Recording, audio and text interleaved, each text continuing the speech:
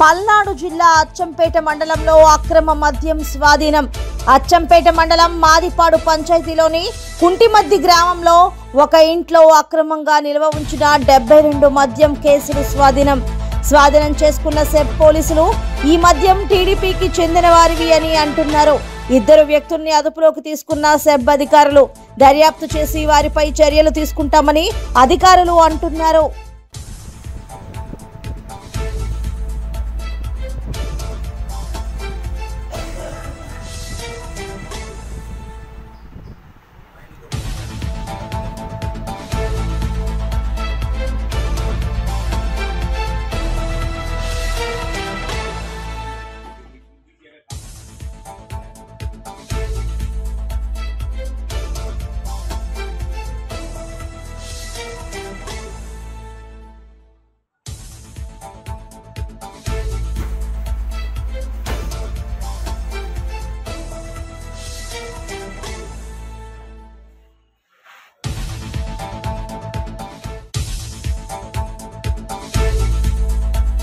పల్నాడు జిల్లా అచ్చంపేట మండలంలో అక్రమ మద్యం స్వాధీనం.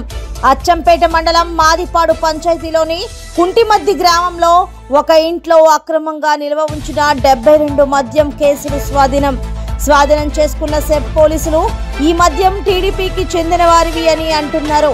2 వ్యక్తుల్ని అదుపులోకి తీసుకున్న సెబ్ అధికారులు దర్యాప్తు చేసి వారిపై చర్యలు తీసుకుంటామని అధికారులు అంటున్నారు.